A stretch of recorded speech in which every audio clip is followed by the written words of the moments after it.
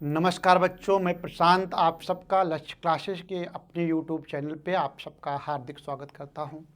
बच्चों, मैं आज से आप सबके लिए रोज़ाना रात्रि 8 बजे उत्तर प्रदेश पुलिस और उत्तर प्रदेश सब इंस्पेक्टर के लिए एक सेशन लेके आऊँगा, जिसमें मैथ के 15 क्वेश्चंस होंगे। अगर बच्चों आप मेरे साथ रह कर के मात्र 30 दिन इस सेशन को आपने देख लिया तो आप यकीन मानिए कि आप अपने एग्जाम्स में सारे प्रश्नों को सॉल्व करके आएंगे। मैं सारे प्रश्नों की बात कर रहा हूँ, पूरा प्रश्न इसी सेशन से फंसेंगे, लेकिन आपको मेरे साथ कंटिन्यू रोज रात्रि 8 बजे जुड़ना होगा। तो बच्चों चलिए हम लोग पहले प्रश्न की शुरुआत करते हैं। आज के जो सेशन का पहला प्रश्न है नीचे दी गई संख्याओं में से कौन सी संख्या 24 से विभाज्य है। आपको बताना है इन संख्याओं में कौन सी संख्या 24 से विभाज्य है। तो बच्चों अब मैं आपको बता दे रहा हूं एक तरीका कि अगर आपसे यह चेक करना है आपको कि कौन सी संख्या 24 से कटेगी, तो सबसे पहले आप 24 को ऐसे दो संख्याओं के गुणनफल के रूप में तोड़ लीजिए जो आपस में सह अभाज्य हों। जैसे 3 गुणे 8, 3 8 24, 3 और 8 सह अभाज्य संख्या है। आप कहोगे सर ये सह अभाज्य संख्या क्या है? तो ऐसी दो संख्याएं जिनका मासा 1 होता है वे संख्याएं सह अभाज्य होती हैं। तो 3 गुणे 8, 3 8 24 और 3 और 8 का मासा लोगे तो मासा 1 आएगा। मतलब अगर बच्चों कोई संख्या जो 3 और 8 दोनों से कटेगी तो 24 से भी कटेगी। आप कहोगे सर 6 चौक 24, तो 6 और 4 भी ले लिया जाए, 6 और 4 का गुणा कराने पे 24 आएगा, लेकिन वहां मामला उलझ जाएगा बच्चों, क्योंकि 6 और 4 6 सह अभाज्य संख्या नहीं है। 6 और 4 का मासा 1 नहीं होता। तो आप मेरी बातों को समझ गए होंगे कि क्यों मैं अब संख्या को चेक करूंगा 3 और 8 से, क्योंकि 3 और 8 आपस में सह अभाज्य संख्या है। दी गई संख्याओं में जो संख्या 3 और 8 दोनों से कट जाएगी वह संख्या 100% 24 से कटेगी। तो बच्चों अब मैं पहले 3 के विभाज्यता का नियम अप्लाई करता हूं। आप सबको पता होगा यदि किसी संख्या के सभी अंकों का योग 3 से कट जाता है तो पूरी संख्या 3 से कटती है। यदि किसी संख्या का अंतिम 3 अंक 8 से कट जाता है तो पूरी संख्या 8 से भी कटती है। तो सबसे पहले 3 का मैं नियम लगाऊंगा, अंकों का योग करूंगा। 4 तिहाई 12 7 19 20 अंकों का योग 20 आया, 20 3 से नहीं कटा तो यह संख्या 3 से नहीं कटेगी। यहाँ पे 8 8 16 2 18 18 8 8 16 2 18 18 5 23 6 29 अंकों का योग 29 संख्या 3 से नहीं कटी। 4 3 7 9 7 16 16 13 29 अंकों का योग 29 संख्या 3 से नहीं कटी। अब यहाँ अंकों का योग कर लीजिए। 5 5 10 18 2 20 7 27 अंकों का योग करने पर 27 आया और 27 3 से कट जाता है तो बच्चों ये संख्या जो है 3 से कट जाएगी। 8 से अब चेक करने की आवश्यकता नहीं है, क्योंकि दिए गए संख्याओं में 3 ऑप्शन तो पहले निकल गए जो 3 से नहीं कटेंगे। चौथा ऑप्शन 3 से कट रहा है तो यह भी कंफर्म होगा यहाँ पे कि 8 से कटेगा। और बच्चों ये संख्या 3 और 8 से कट रही है तो ये संख्या 24 से 100% कटेगी। हम आपको बताने के लिए बता दे रहे हैं कि कोई संख्या 8 से कब कटेगी। यदि संख्या का अंतिम 3 अंक 8 से कटेगा तो वह संख्या 8 से 100% कट जाएगी। 8 छंग 48 4 52 48 8 छंग 48। तो बच्चों संख्या का अंतिम 3 अंक 8 से कट गया, संख्या 8 से कट गई। संख्या के अंकों का योग 3 से कट गया, संख्या 3 से कट गई और 3 और 8 दोनों से कट गई तो संख्या 24 से पूरा कट जाएगी। अगले प्रश्न पे चलता हूं बच्चों। दूसरा प्रश्न है 19 का पावर 144 का इकाई का अंक ज्ञात करो। 19 की पावर 144 का इकाई का अंक। देखो बच्चों 19 की पावर 144, यहाँ पे आधार का इकाई का अंक 9 है, जब बच्चों आधार का इकाई 9 हो और आप जान लीजिए 9 पे पावर सम हो तब इकाई का अंक 1, और जब आधार का इकाई 9 हो और 9 पे पावर विषम हो तो इकाई का अंक 9 आता है। तो आधार का इकाई 9 है और 9 पे पावर सम है, 144 सम संख्या है, तो बच्चों इसके इकाई का अंक हमेशा जो है 1 आएगा। आगे चलता हूं, तीसरे प्रश्न पे चलिए बच्चों। तीसरे प्रश्न पे चलिए बच्चों। तीसरा प्रश्न, निम्न में से कौन सी संख्या अभाज्य संख्या नहीं है? आपको बताना है निम्न में से कौन सी संख्या अभाज्य संख्या नहीं है। मतलब वे संख्या जो एक से कटे और खुद से कटे उसको अभाज्य संख्या कहते हैं। ऐसी संख्या जिसके पास केवल और केवल 2 गुणनखंड हो उस संख्या को अभाज्य संख्या कहते हैं। तो आपको इसमें से बताना है वे कौन सी संख्या है जो अभाज्य नहीं है। मतलब कि दिए गए 4 ऑप्शंस में से 3 संख्या, तो 3 संख्या तो अभाज्य होगी, कोई एक संख्या चौथी अभाज्य होगी। बच्चों आज आपको मैं एक संख्या बता दे रहा हूं, उसका गुणनफल आप हमेशा याद रखिए। 7 गुणे 11 गुणे 13, 7 गुणे 11 गुणे 13 बराबर 1001। बड़ा इंपॉर्टेंट नंबर है। तो बच्चों पहला ऑप्शन से 1001 है, मतलब 1001 तो 7 गुणे 11 गुणे 13 का गुणनफल है। मतलब 1001 7 से भी कट जाएगी, 11 से भी कट जाएगी, 13 से कट जाएगी, तो इसका मतलब ये हुआ 1001 अभाज्य संख्या है ही नहीं। और सारे जो ऑप्शंस हैं वे अभाज्य हैं। अभाज्य हैं मतलब कि उनके केवल 2 गुणनखंड हैं। इसका मतलब वह है कि और सारे ऑप्शंस केवल खुद से कटेंगे और 1 से कटेंगे और किसी संख्या से नहीं कटेंगे। चलिए अगले प्रश्न पे चलता हूं बच्चों। नीचे दी गई संख्याओं में से कौन सी संख्या पूर्ण वर्ग है? पूर्ण वर्ग है? नहीं, तो नीचे दी गई संख्याओं में कौन सी संख्या पूर्ण वर्ग नहीं है होगा बच्चों। इसमें नीचे दी गई संख्या में कौन सी संख्या पूर्ण वर्ग नहीं है, कर लो। अब देखो आपको बताना है कि इन संख्याओं में कौन सी संख्या पूर्ण वर्ग नहीं है। मतलब ऐसी संख्या कौन सी है जिसका वर्गमूल नहीं निकल सकता। बच्चों जिन संख्याओं का वर्गमूल निकल जाएगा वे हमेशा पूर्ण वर्ग संख्या होंगी, जिनका वर्गमूल ना निकले वो पूर्ण वर्ग संख्या नहीं होंगी। आज आपको मैं एक साइड टिक दे रहा हूं कि ऐसी संख्या जिसके लास्ट में 2, 3, 7 और 8 हो उन संख्याओं का कभी वर्गमूल नहीं निकाला जा सकता। वे संख्याएं कभी पूर्ण वर्ग संख्या हो ही नहीं सकती। तो देखिए यहाँ पे इस संख्या के लास्ट में 3 आ गया, मतलब बच्चों ये पूर्ण वर्ग संख्या नहीं है। तो काम खत्म। कि वही पूछा है कौन सी संख्या पूर्ण वर्ग नहीं है, तो यही पहला ऑप्शन सी पूर्ण वर्ग संख्या नहीं है। आगे चलिए बच्चों, चौथे प्रश्न पे चलिए। फैक्टोरियल 45 को पूर्णतः विभाजित करने पर 2 की उच्चतम घात ज्ञात कीजिए। इसका मतलब ये हुआ बच्चों, आप यह निकाल लीजिए पहले कि आखिर फैक्टोरियल 45 में 2 कितनी बार आ रहा है। पहले यह निकालो। 2 जितनी बार आएगा फैक्टोरियल 45 में उतनी उच्चतम घात होगी 2 से भाग देने पर।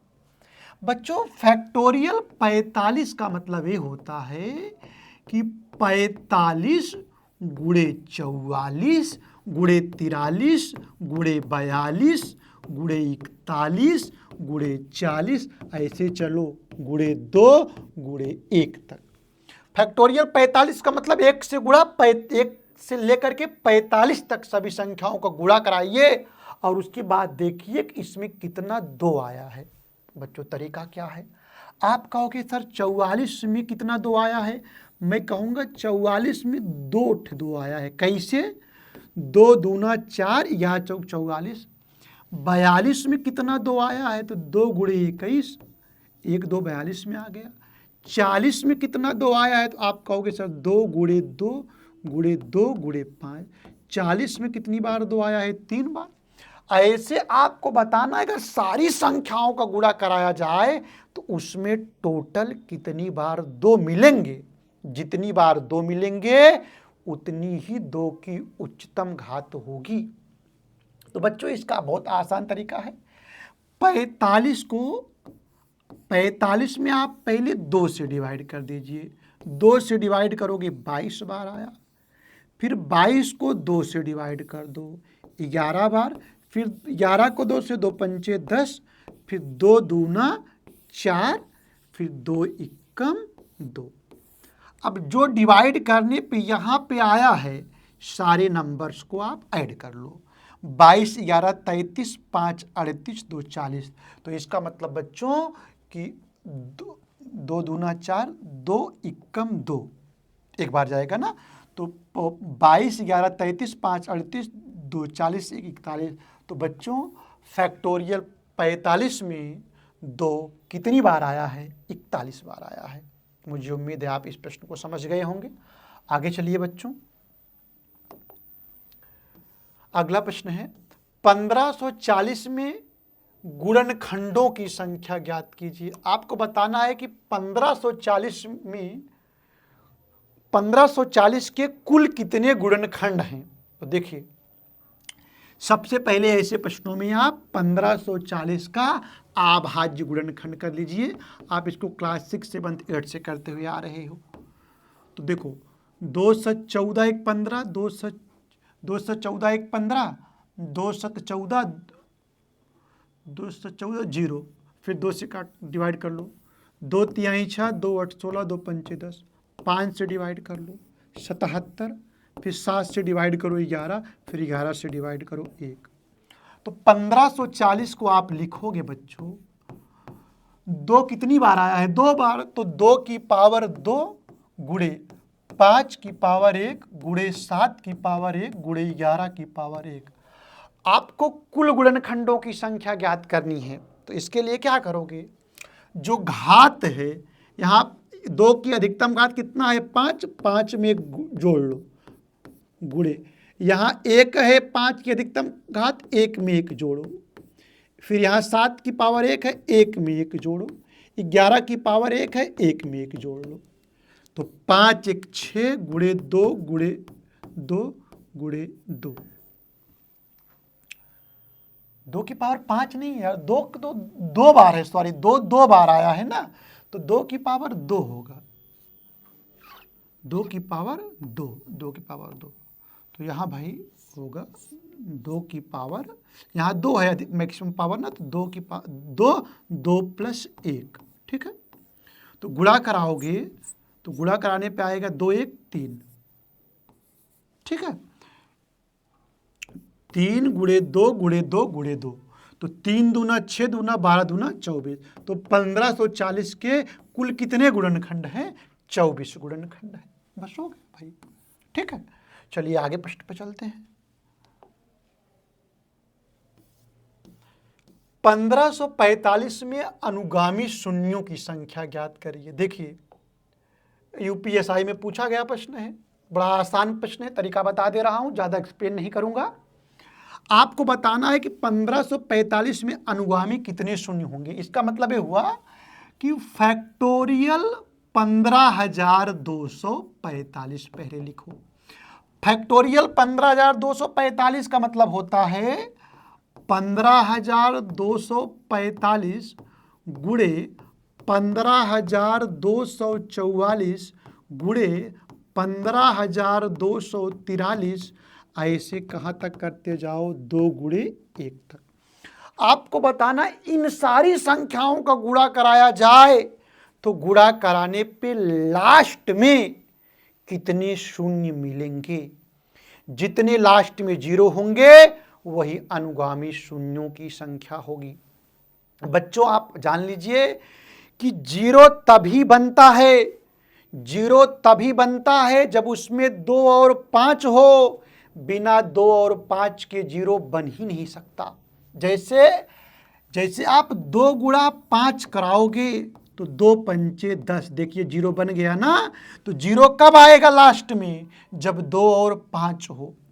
जैसे बच्चों 2 एक बार है, 5 एक बार है, तो 0 भी कितनी बार मिलेगा? लास्ट में एक बार मिलेगा। अगर 2 2 बार होगा, 5 2 बार होगा, तो लास्ट में 0 भी कितनी बार मिलेगा? 2 बार। अगर 2 3 बार हुआ, 5 3 बार हुआ, तो लास्ट में 0 भी कितनी बार आएगा? 3 बार आएगा। तो इसका मतलब हुआ लास्ट में 0 2 और 5 की संख्या पे डिपेंड करेगा। पहली बात हुई। दूसरी बात समझो बच्चों, जैसे 2 की पावर 4 है और 5 की पावर 7 है, मैं आपसे कहूं कि गुणा कराने पे लास्ट में कितना 0 मिलेगा? तो भैया हो, अब आप कहोगे कि कितना 0 मिलेगा लास्ट में? तो 2 और 5 में जिसकी पावर सबसे कम होगी उतने 0 लास्ट में मिलेंगे। इसका मतलब कि 2 की पावर 4 गुणे 5 की पावर 7 करोगे तो लास्ट में कितना 0 मिलेगा? 4 0 मिलेगा। आप इस बात को भी समझ गए हैं। अब बच्चों देखिए, अब हमें तो बताना है फैक्टोरियल 245 में कितना 0 मिलेंगे। अब इसका मतलब ये हुआ कि अब हमको निकालना होगा कि आखिर 1 से लेके 15,245 तक की संख्याओं का गुणा कराया जाए तो गुणा कराने पे आखिर उसमें कितनी बार 2 आएगा और कितनी बार 5 आएगा। 2 और 5 की संख्या पे ही डिपेंड करता है 0। अब बच्चों जब हमको 2 और 5 की संख्या निकालनी है तो फिर आपको एक तरीका बता दे रहा हूं। शुरुआत 1 से करोगे, 1 से लेके गुणा कराते हुए चलोगे कहां तक? 15,245 तक। 1 गुणे 2 गुणे 3 गुणे 4 गुणे 5 गुणे 6 गुणे 7 गुणे 8 गुणे 9 गुणे 10 ऐसे गुणा कराते हुए चलिए 15,245 तक। तब उसके बाद जो लास्ट में अब पता चलेगा कितना 0 आएगा। तो बच्चों मैं क्या करूंगा, इन गुणनफल में पहले यह निकाल लूंगा कि आखिर कितनी बार 2 आएगा। जितनी बार 2 आएगा, देखिए जितनी बार 2 आएगा उतने 0 मिलेंगे। देखिए यहां पे एक बात और है, हम 2 ना निकाल के हम 5 निकालेंगे कि कितनी बार 5 आया है। क्यों 5 निकालेंगे उसका लॉजिक समझिए। क्योंकि जैसे 1 गुणे 2 गुणे 3 गुणे 4 गुणे 5 ऐसे जब कराते चलोगे तो स्टार्टिंग में 2 आ गया, 2 पहले आ गया, 2 के बाद 3 आएगा, फिर 4 आएगा, फिर 5 आएगा, 5 बाद में आएगा। यहां से एक बात कंफर्म हुई कि 5 कम बार आएगा और 2 ज़्यादा बार आएगा। तो आपको पता है कि 0 की संख्या भी बताया कि 0 की संख्या 2 और 5 की घात पे डिपेंड करेगी। तो अब मैं यह निकालूंगा कि आखिर इसमें 5 कितनी बार आएगा। 2 नहीं निकालूंगा क्योंकि 2 ज़्यादा बार आएगा, एक कंफर्म है। तो अब हमको निकालना है कि फैक्टोरियल 15,245 में 5 कितनी बार आएगा। तरीका बताया अभी पीछे, जैसे उसमें निकाले थे फैक्टोरियल 45 में 2 कितनी बार आया था, वैसे 15,245 में आपको बताना है 5 कितनी बार आएगा। 5 से भाग दो, 5 तिहाई 15 और 0 5 चौका 20, फिर 5 से भाग 15,245 है, सॉरी 5 तिहाई 15, 5 तिहाई 15, 0 5 चौका 20, 5 9 45, 5 से भाग दो, 5 छंग 30, 0 5 9 45, फिर 5 से भाग दो 121, फिर 5 से भाग दो 24, फिर 5 से भाग दो 4। बच्चों इन सबको जोड़ लो।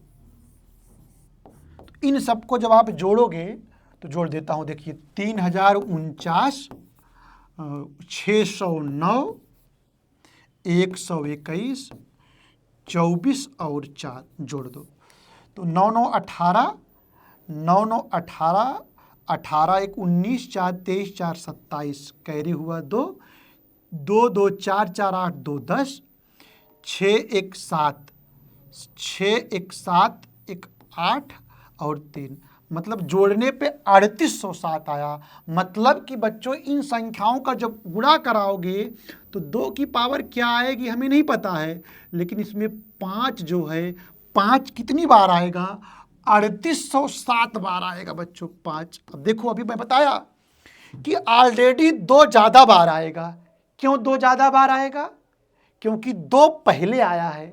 तो इसलिए जितनी बार 5 आएगा वो 5 कम बार होगा, और जितनी बार 5 आया उतने लास्ट में बच्चों 0 मिलेंगे। तो इसका मतलब ये हुआ कि 1 से लेकर के 15,245 तक की संख्याओं का गुणा कराया जाएगा तो लास्ट में 3807 0 मिलेंगे। चलिए नेक्स्ट क्वेश्चन पे चलता हूं।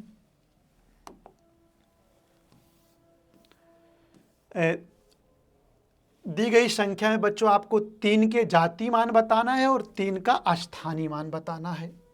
तो देखो, अब संख्या है 1,32,468। 1,32,468 में 3 का जातीय मान और स्थानीय मान, तो संख्या 3 का स्थानीय मान होगा 3।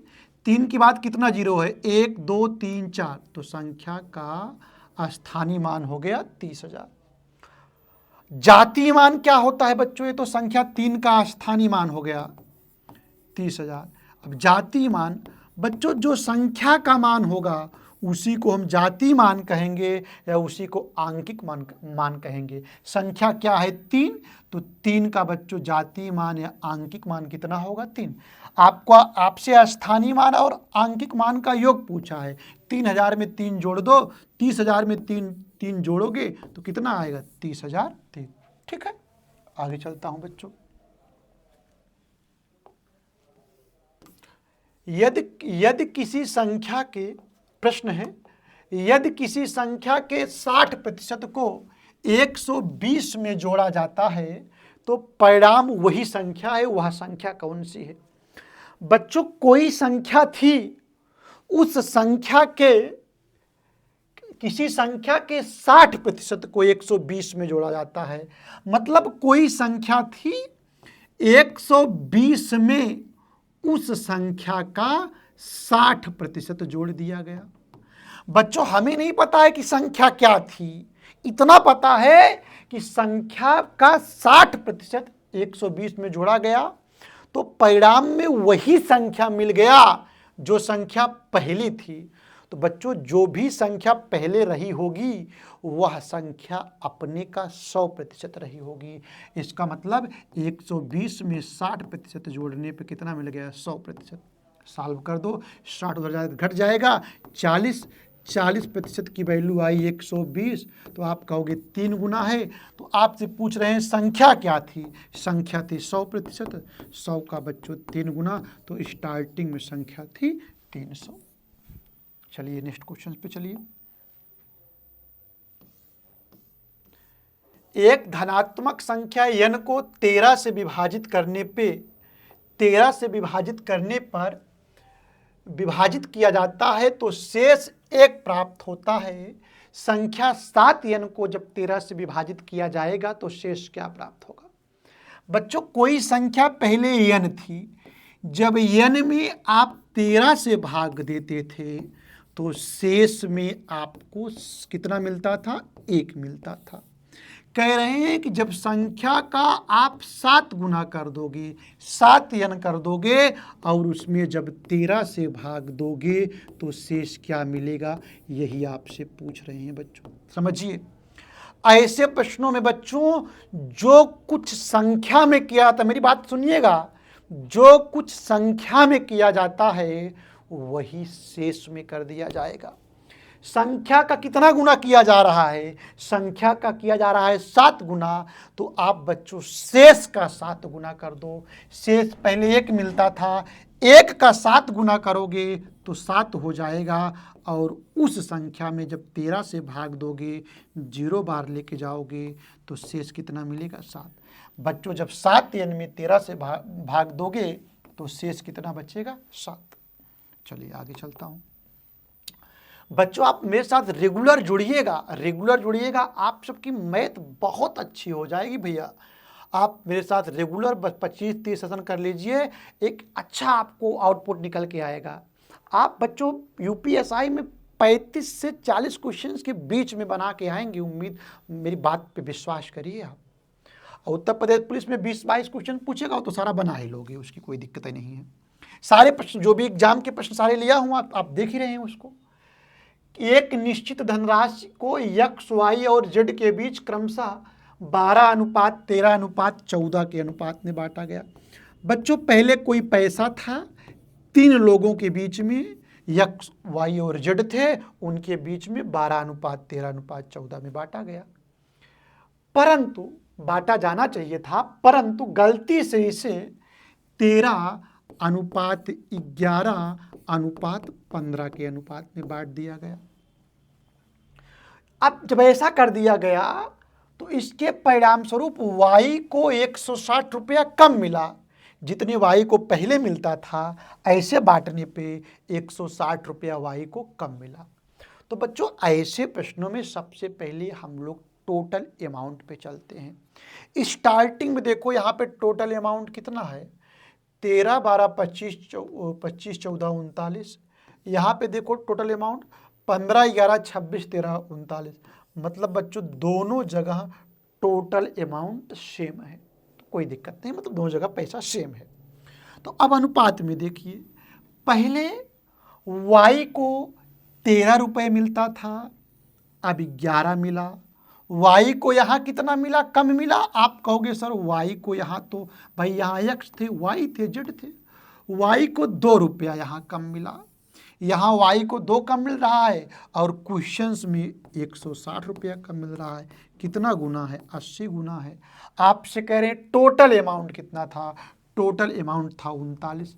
बच्चों 39 का 80 गुना कर दो, भाई लास्ट में 0 आएगा ही आएगा। 8, 9, 72, मतलब जिसके लास्ट में 20 होगा वही आंसर होगा। तो 39 का 80 गुना करोगे 3120 होगा, मतलब टोटल अमाउंट 3120 रुपया था। चलिए अगले प्रश्न पे चलता हूं। मानवी की आयु जननी की आयु की 4 गुना है। अब से 10 वर्ष बाद मानवी की आयु जननी की आयु से दुगनी बड़ी होगी, तो मानवी की वर्तमान आयु ज्ञात करो। बच्चों ये आयु वाले प्रश्न सारे एग्जामों में पूछे जाते हैं, रीजनिंग में भी पूछा जाता है, मैथ का टॉपिक तो है ही है। कोई सा एग्जाम देने चले जाओ, जैसे पुलिस सिपाही में तो आयु का प्रश्न कन्फर्म ही रहता है, पूछा जाता है। देखो बच्चों इसके बहुत लोग बहुत तरीके से बताते हैं, लेकिन मेरा अपना तरीका है, मैं बहुत सारे एग्जाम्स को क्रैक किया हूँ। तो आप मेरे पे विश्वास करिए, इस चैनल पे आए हैं तो आप अगर इस चैनल पे रेगुलर अगर 30-35 सेशन देख लिए तो मैथ में आप बहुत स्ट्रांग हो जाएंगे। मैथ में आपका मुकाबला कोई नहीं कर पाएगा। आज मेरी पहली क्लास है, अभी आपको लग रहा होगा बड़े आसान प्रश्न लाए हुए हैं, लेकिन बच्चों विश्वास करिए यही प्रश्न एग्जाम में पूछे जाते हैं। एग्जाम में कठिन पूछता ही नहीं है, वही प्रश्न पूछेगा जो आप 1 मिनट के अंदर बना लो। तो ये सब सारे प्रश्न देखो, UPSI 2017 का पूछा गया प्रश्न है, तो सारे प्रश्न एग्जाम के हैं। क्वेश्चन देखिए, मानवी की आयु जननी की आयु की 4 गुनी है। देखो मानवी की आयु जननी की आयु की 4 गुनी है। यहाँ जननी लिख दो और यहाँ मानवी लिखो। मानवी की आयु जननी की आयु की 4 गुनी। यदि जननी की आयु x होगी तो मानवी की आयु हो जाएगी 4 गुना है तो 4x हो जाएगा। अब से 10 वर्ष बाद भाई, अब से 10 वर्ष बाद अगर मानवी की आज एज 4x है, जननी की x वर्ष है, तो अब से 10 वर्ष बाद मानवी होगी 4x + 10, जननी होगी x + 10। ठीक, अब से 10 वर्ष बाद मानवी की उम्र जननी से दुगनी बड़ी होगी। मतलब ये हुआ कि अगर जननी की एज 10 रही होगी तो मानवी की कितनी रही होगी, 20। तो बच्चों अब हम इन दोनों को हमको बराबर करना है, तो जो कम है उसी में 2 से गुणा कराओगे ना। तो बच्चों वैसे जो मानवी की एज है वो जननी की एज से मानवी की एज जननी की एज से दुगना बड़ा है, तो इसका मतलब है मानवी दुगनी बड़ी है किससे, जननी से। तो जब जननी में आप 2 से गुणा करा दोगे, जननी की एज में 2 से गुणा कराओगे, तो दोनों की एज क्या हो जाएगी, बराबर। जब बराबर का साइन लगता है बच्चों तभी x की वैल्यू निकल के आती है। तो 4x + 10 बराबर 2x + 20। 2x की तरह का माइनस होगा, 2x की वैल्यू बच्चों 10 आई, तो x बराबर कितना आया, 5। तो जननी की मानवी की वर्तमान आय 5 × 20 और जननी की वर्तमान आय 5। आपसे पूछा गया है मानवी की वर्तमान आयु बताइए, तो आप बोलोगे 20 वर्ष। हमें उम्मीद है आप समझ गए होंगे। चलिए क्वेश्चन नंबर 13 देखिए। 1066 रुपये की धनराशि को 2 पुरुषों, 3 महिलाओं और 8 बच्चों के बीच इस प्रकार बांटा जाता है कि 1 पुरुष, 1 महिला और 1 बच्चे के हिस्से का अनुपात 3:2:1 होता है। बच्चों, 1 पुरुष, 1 महिला और 1 बच्चे को जो पैसा मिलता है 1066 रुपये को जो बांटा गया है, 1 पुरुष, 1 महिला और 1 बच्चे के बीच के हिस्से का अनुपात 3:2:1 है। इसका मतलब ये हुआ, अब मान लेता हूँ अगर 1 पुरुष को 3x मिलता था तो 1 महिला को 2x रुपया मिलता था और 1 बच्चे को 1x रुपया मिलता था। टोटल कितने पुरुष हैं? 2 पुरुष हैं। 1 पुरुष को 3x रुपया तो 2 पुरुष को टोटल मिल जाएगा 6x रुपया। 1 महिला को 2x तो 8 महिला हैं, 6 महिला हैं तो 6 महिला को 6 दूना 12x रुपया और 8 बच्चे को, 1 बच्चे को 1x तो 8 बच्चे को 8x रुपया। टोटल रुपया 1066 है। यहाँ पे जोड़ लो, 12 6 18 8 26। भाई यहाँ टोटल रुपये आया और टोटल रुपया कितना था? 1066 में बांटा गया था, तो टोटल रुपया कितना होगा? 1066। तो 26x बराबर 1066। देख लो कितना गुना हो रहा है। 26x बराबर 1066 तो आप कहोगे 26 चौका 104, 41 गुना हो रहा है भाई। अच्छा सॉरी, ऐसा कर लिया जाए।